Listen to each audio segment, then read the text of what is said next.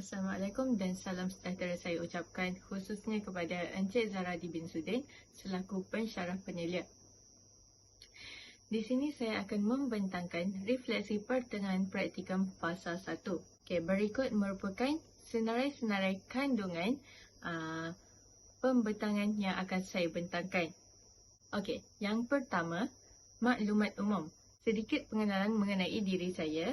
Saya Syazana Ramalin binti Muhammad Asri dari program PISMP Ambilan Jun 2020, bidang pengajian pendidikan Islam dan pensyarah penyelia Encik Zaradi bin Sudin dan guru pembimbing Puan Sharifah Nur bin Said Alwi. Saya telah menjalankan praktikum di Sekolah Kebangsaan Bandar Temerloh, Temerloh Pahang. Di SK Bandar Temerloh, saya mengajar mata pelajaran pendidikan Islam dan tempoh mengajar merupakan 2 jam 30 minit dalam seminggu. Kumpulan murid yang saya ajar ialah tahap 2 iaitu tahun 6 Excellent. Di dalam kelas 6 Excellent terdapat 30 orang murid yang mana terdiri daripada 14 orang murid lelaki dan 16 orang murid perempuan. Seterusnya yang kedua, pengetahuan dan kemahiran sedia ada di IPG. Pengetahuan dan kemahiran sedia ada di IPG yang saya aplikasikan terdapat 4 iaitu: pertama, teori pembelajaran, yang kedua, teknik pengajaran, yang ketiga, kemahiran pengajaran dan yang keempat, pengurusan bilik darjah.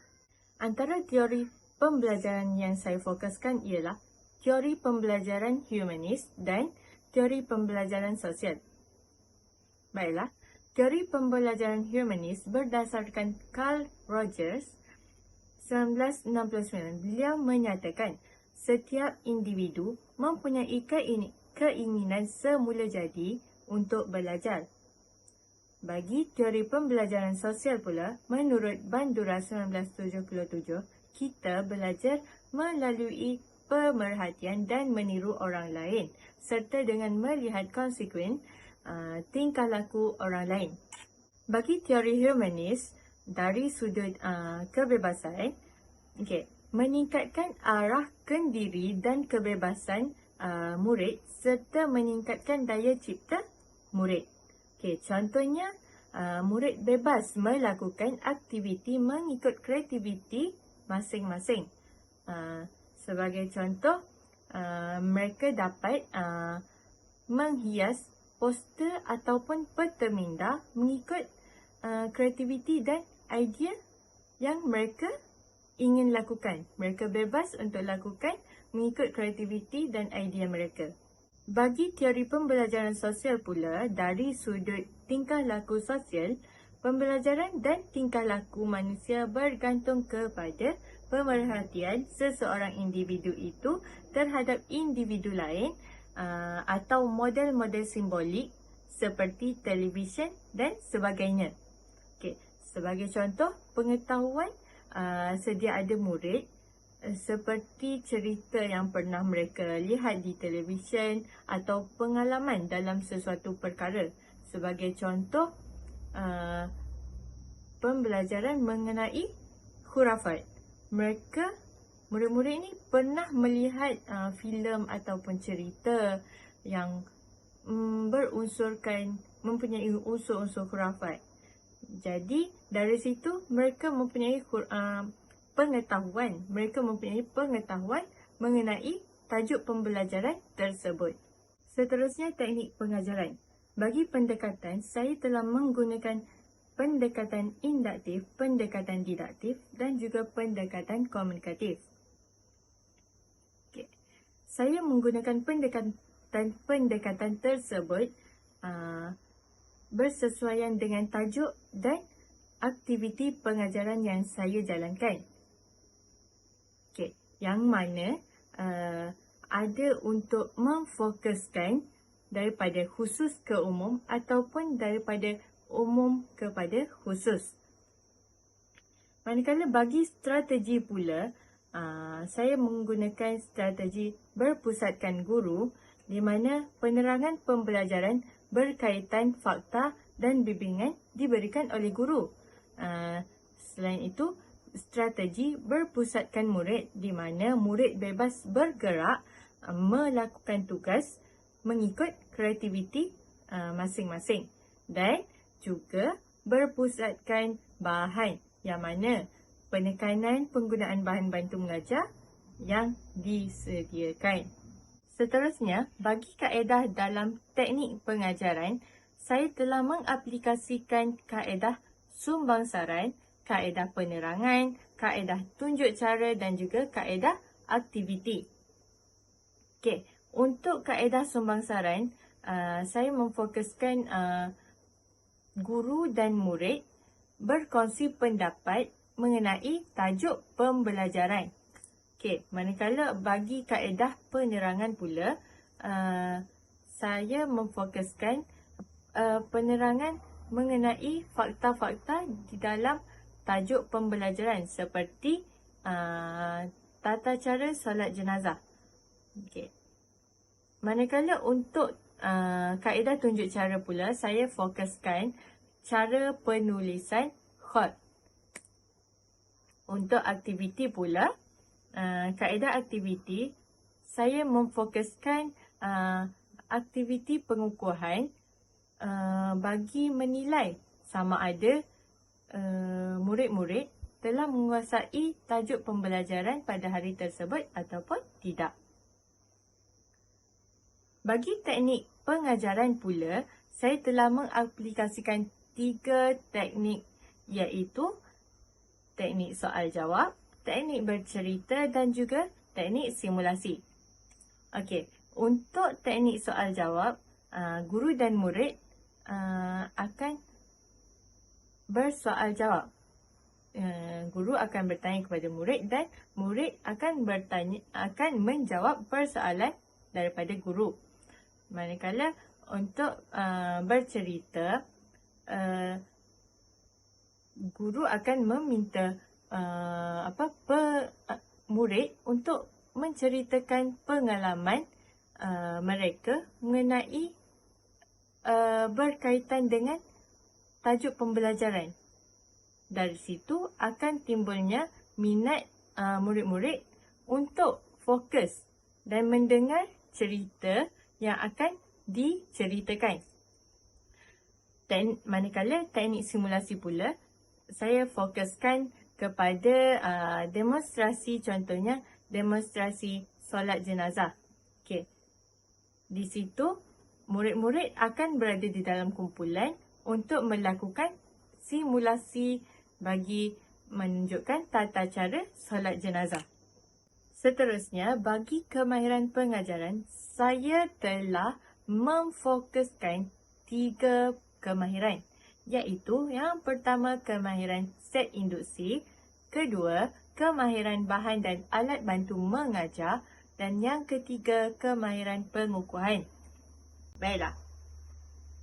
Bagi kemahiran set induksi, iaitu yang berkait dengan tajuk pembelajaran dan menarik perhatian murid dengan menyelitkan unsur animasi seperti video, gambar atau tulisan yang dapat merangsang perhatian murid. Okey. Seterusnya, kemahiran bahan dan alat bantu mengajar. Antara bahan dan alat bantu mengajar yang saya gunakan adalah seperti PowerPoint, yang mana dengan PowerPoint murid akan lebih fokus. Okay. Seterusnya, bahan maujud. Contohnya seperti pen khat untuk penulisan khat. Saya telah menyediakan pen khat untuk murid-murid melakukan aktiviti penulisan khat di dalam kelas. Selain itu, lembaran kerja.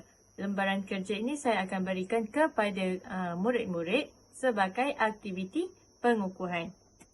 Okey, seterusnya kemahiran pengukuhan. Okey, antara kemahiran pengukuhan yang saya terapkan di dalam PDP iaitu respon aktif dan mesra, di mana saya mengingat semua nama murid dan memberi pujian atau respon apabila mereka menjawab soalan atau memberi pendapat. Seterusnya, saya juga menerapkan token ekonomi di dalam pengajaran, di dalam kemahiran pengukuhan, yang mana murid akan mendapat hadiah apabila mereka telah mencapai jumlah bintang yang telah saya tetapkan. Seterusnya, pengurusan bilik darjah, iaitu dari sudut strategi membina hubungan guru-murid. Okey, baiklah. Pihak sekolah memberikan tempoh 1 minggu untuk saya melakukan persediaan bagi mencari maklumat dan mengenali latar belakang murid. Baiklah. Dan saya melakukan sesi ice breaking, iaitu suai kenal dengan murid-murid agar saya dapat mengenal nama mereka dan mengetahui sedikit sebanyak mengenai latar belakang murid-murid. Seterusnya, pengetahuan dan kemahiran baru yang saya perolehi. Baiklah, antaranya ialah teknologi maklumat dan komunikasi, perancangan PDPC dan juga kawalan kelas. Baik, okey. Antara teknologi maklumat dan komunikasi yang saya terapkan dalam PDP ialah penggunaan Google Image, YouTube, PowerPoint dan sebagainya. Seterusnya, dalam perancangan PDPC pula, saya akan merangka rancangan pengajaran harian. Seterusnya, saya akan menyediakan aktiviti untuk PDPC. Dan seterusnya, saya akan melaksanakan pengajaran di kelas berdasarkan RPH yang telah saya rangka. Kemudian, saya akan menyemak atau membuat penilaian kepada murid. Untuk kawalan kelas pula, saya akan memastikan keadaan kelas berada dalam keadaan yang kondusif agar murid-murid selesa untuk belajar. Baiklah, antara pengetahuan baharu yang lain yang saya perolehi seperti membuat jurnal, membuat refleksi pengajaran dan juga cara menanda jawapan murid dengan betul. Dengan menulis jurnal, saya dapat menganalisis isu yang ditekankan sepanjang minggu pengajaran.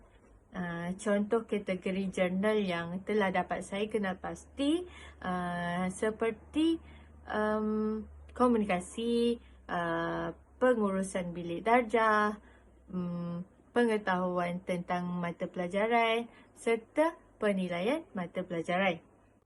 Seterusnya, membuat refleksi pengajaran. Okey, melalui refleksi pengajaran, saya dapat mengetahui kekurangan dan juga kelebihan daripada pengajaran yang telah saya jalankan. Okey, dan daripada kekurangan dan kelebihan itu juga saya dapat menambah baik cara pengajaran saya yang saya jalankan. Okay. Dengan pengetahuan baru ini juga mendedahkan saya dengan cara menanda jawapan murid dengan betul. Okay. Guru pembimbing saya, Puan Sharifah Nur bin Said Alwi, banyak membantu saya dan membimbing saya dalam menanda jawapan murid dengan betul.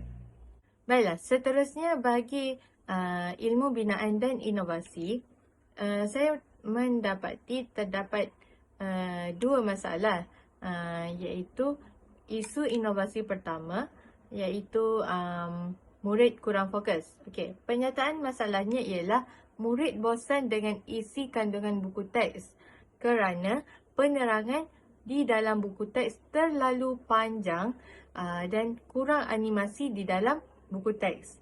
Jadi, antara langkah dan tindakan yang saya ambil ialah dengan membuat PowerPoint bagi tajuk yang ingin diajar, dengan membuat ringkasan isi penting agar murid mudah untuk memahami tajuk pembelajaran dan menambah sedikit unsur animasi ke dalam PowerPoint tersebut. Okey, jadi kesan-kesan daripada langkah dan tindakan yang saya ambil, murid menjadi lebih fokus dalam PDP dan dapat fokus lebih lagi kepada pengajaran, dan murid menjadi lebih mudah untuk memahami tajuk pembelajaran berdasarkan PowerPoint yang ringkas dan padat. Dan hal ini juga kerana murid tertarik untuk mengetahui isi pembelajaran. Bagi isu inovasi kedua pula, iaitu murid lambat menyiapkan tugasan. Okey, penyertaan masalahnya ialah murid mengambil masa yang lama untuk menyiapkan tugasan. Hal ini kerana murid malas melakukan tugasan dan murid tiada idea dalam melakukan tugasan. Jadi, langkah dan tindakan yang saya ambil adalah dengan menyediakan bahan bantu mengajar untuk murid-murid melakukan aktiviti.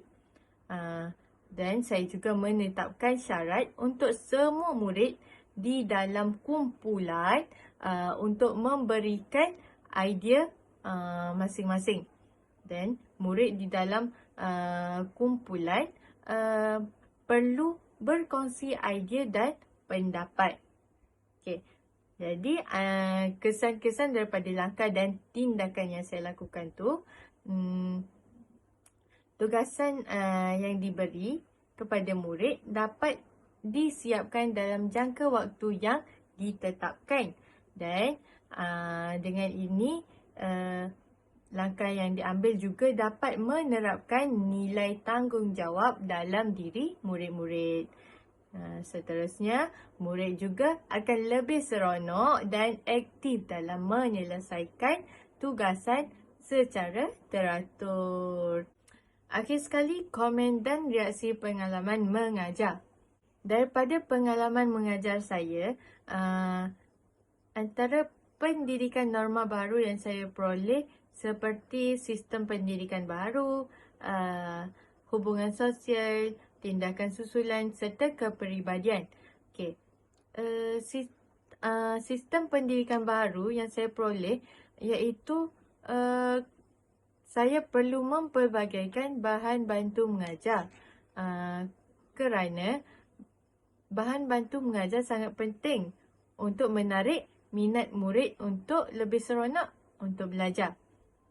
Dan untuk mengelakkan murid-murid bosan dengan bahan bantu mengajar yang sama.